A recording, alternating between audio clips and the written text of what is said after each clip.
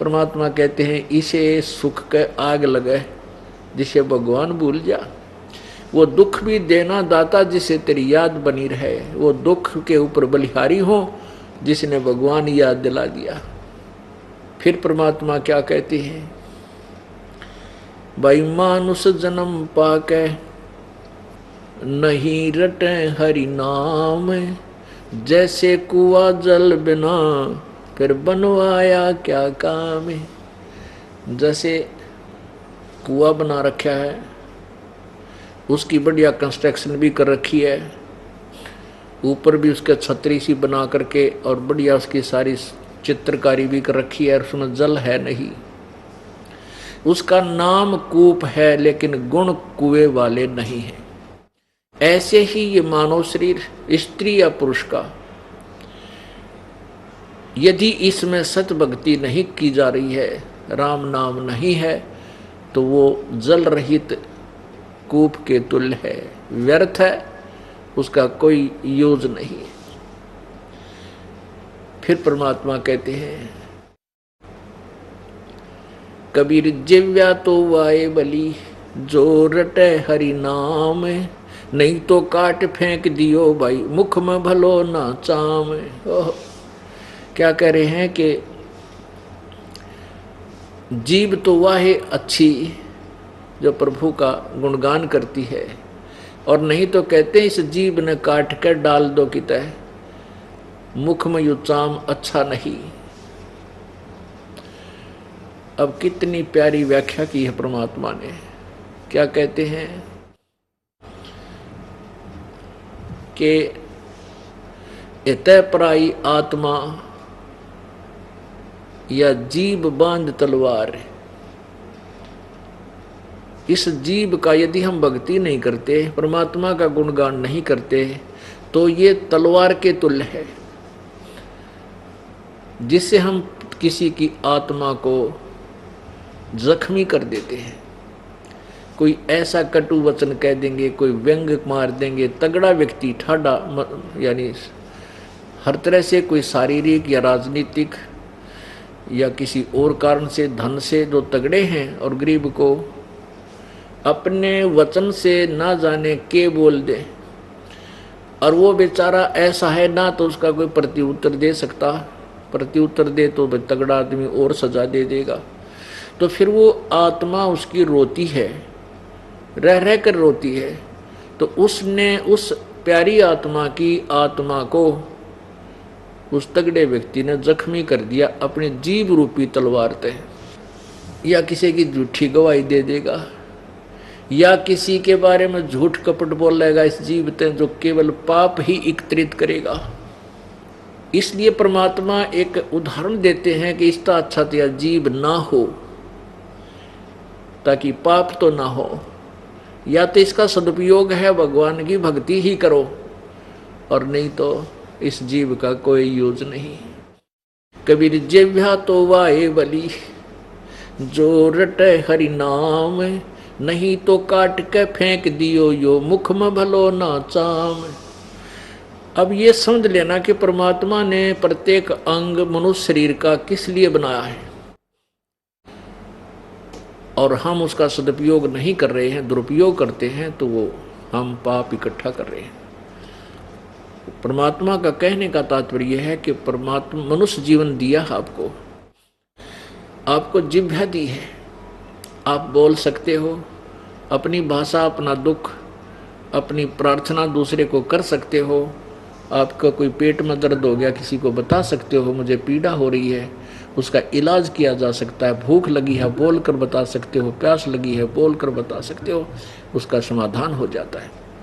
आपको मनुष्य जीवन मानव को इतनी बुद्धि दी है परमात्मा ने कि प्राकृतिक आपदाओं से बचने के लिए आप एक झोंपड़ी डाल सकते हो, अपना घोंसला बना सकते हो, अपना कुटीर तैयार कर सकते हो। किस लिए? कि भगवान की भक्ति करते समय बाधा ना आवे। गर्मी सर्दी हमें दुखी करती है, उसके लिए भी वैसे तो आधुनिक बहुत डिस्कवरी हो गई है, बहुत अच्छे साधन बन गए, कूलर है, एसी है, पंखे हैं, तो इनका सदुपयोग करो। आपके पास परमात्मा का दिया हुआ पूर्व जन्म की आपकी कमाई के प्रतिफल में धन है, उस धन में से कहते हैं 10वां अंश गुरु को दीजिए, जीवन जन्म सफल कर लीजिए। शेष आपके पास है, उससे अपना एक मकान बनावे, जिसा भी ब्योंत है, चाहे झोंपड़ी डाल ले। 1 करोड़ रुपए की लागत से बना हुआ महल और एक 20,000 की झोंपड़ी, दोनों एक जैसा काम करेंगे। इस अपने गर्मी और सर्दी से बचने के लिए ही हमने उस जो मकान की झोंपड़ी की आवश्यकता पड़ती है, अन्यथा हम उससे बाहर ही अधिक रहते हैं। जिसमें कोई आपत्ति आती है, तूफान आता है, ओले गिरते हैं, वर्षा होती है, तो हमारे कपड़े व आटा सब भीग ना जाए, ठिठुरे नहीं सर्दी में। तो परमात्मा ने इतनी बुद्धि दी है, किस लिए दी है? कि आप परमात्मा की भक्ति कर सकते हो, आप डिस्टर्ब ना होगे।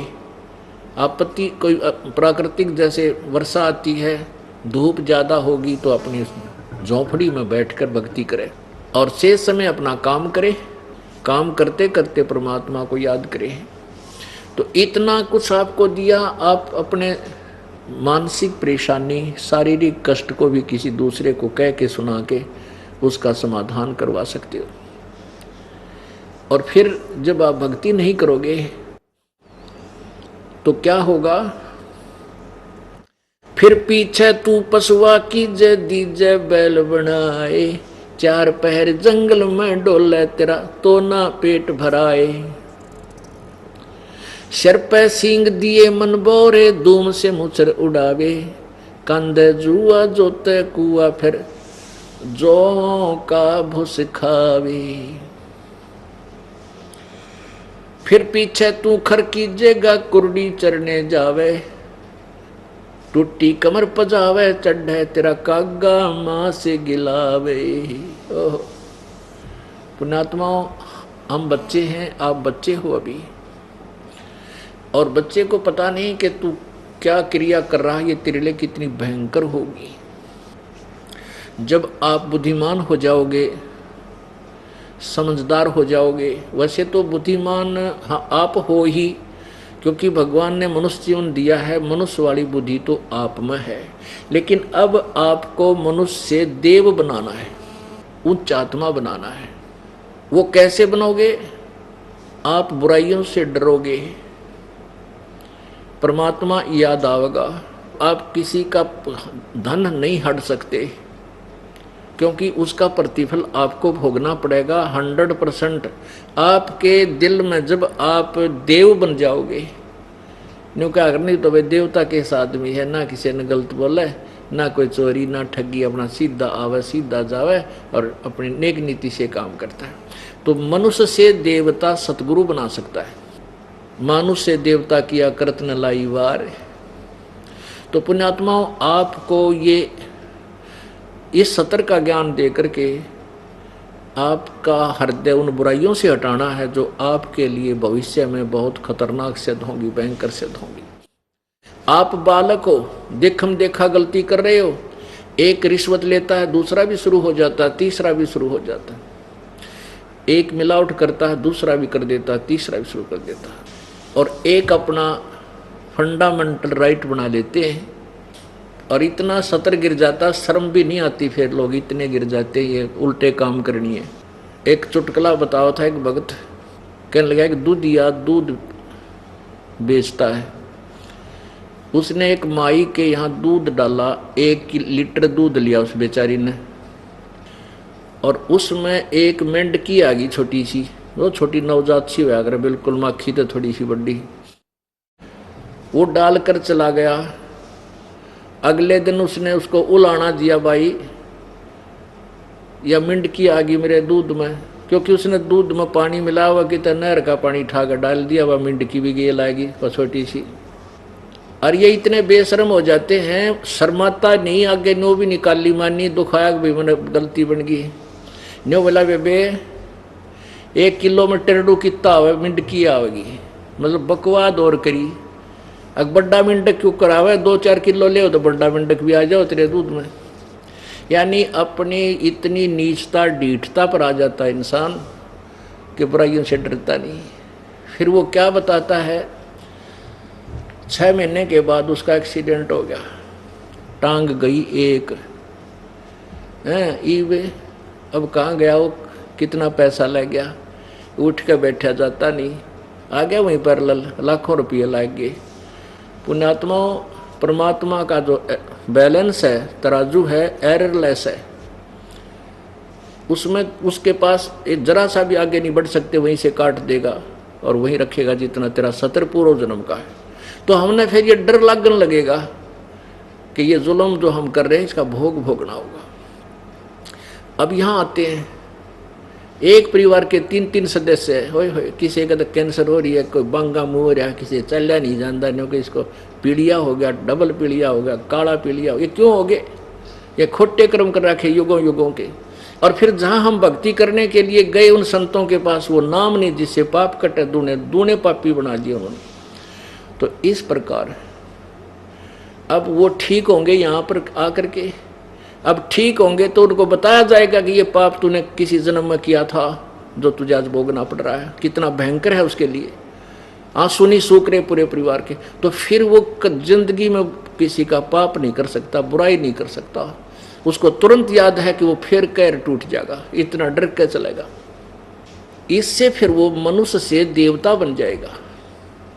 तो ये जो ज्ञान आपको दिया जा रहा है ये 100% सत्य है।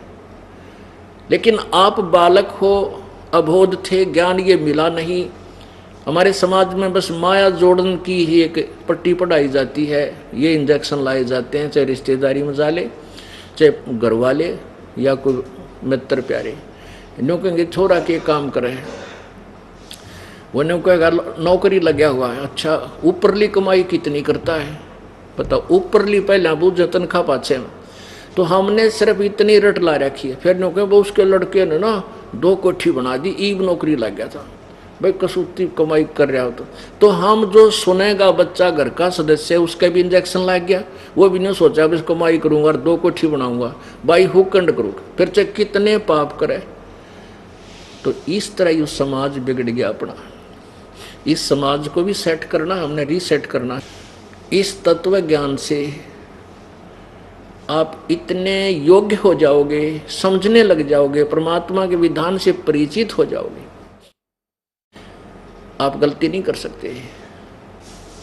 तो पुण्यात्माओं, इसलिए आपको याद दिला जाता है, जिव्या तो वाए बली जो रटे हरि नाम, नहीं तो काट फेंक दियो ये मुख में भलो ना चाम।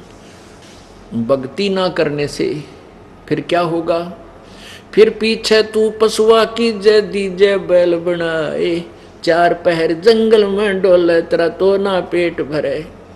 अब मनुष्य जीवन में हमें सुबह उठते ही सैर सपट्टा करके आओगे, आते ही चाय दूध जो भी आपने नाश्ता करना है तैयार मिलेगी, उसको खा के फिर अपना दोपहर का आहार आपको तैयार मिलेगा, फिर शाम का आहार आपको तैयार मिलेगा। बीच में कहीं आप गए हो अपने कार्यवश, आप कहीं रास्ते में जा रहे हो या काम किसी ड्यूटी पे, नौकरी पे या अपना कोई मजदूरी पे, दुकान पे, इच्छा हुई जल पी लिया, इच्छा हुई चाय बनवा ली, हैं गेल समोसे खाए, और कितने लाडू बर्फी का भी सूत बैठ जाए वो भी हम खा सकते हैं। कहने का भाव ये है कि हम अब अपनी जुबान से बोलकर सब वस्तु डिमांड कर सकते हैं, और अपना पेट में दर्द है, सिर में दर्द है, कोई भी रोग है या कोई मानसिक परेशानी है, हम किसी को कह के अपनी दूर कर सकते हैं। भक्ति ना करने से हम पशु बनेंगे। कहते हैं फिर पीछे तू पशुआ की जय दी जय बैल बना। अब आप मनुष्य जीवन में हो, सब सुविधाएं उपलब्ध हैं जो मनुष्य जीवन की होती हैं, ठीक है, किसी को ज़्यादा है तो किसी को कम है, लेकिन 2 रोटी सबको प्राप्त है। बीमारी हो जाती है, औषधि सभी के पास उपलब्ध हो सकती है। कहने का भाव ये है कि हम अब ये सोचते भी कोई ना कोई न्यू कहना भक्ति ना करेगा तो गधा बनेगा, तन्यों कहे इसी बात कहा करें, तन्यों क्यों कर कह दिया गधा बनूंगा, लड़न में तैयार हो जाए, बल्कि बिना ज्ञान का आदमी। और जब बुद्धिमान होगा कलेजा धड़कन लग जाएगा, गधा बनूंगा भक्ति ना करने से, तो उसका कलेजा धक धक करेगा, फिर वो डरेगा भगवान से, फिर तो भक्ति तो करनी चाहिए। अनाड़ी उल्टा पड़ेगा,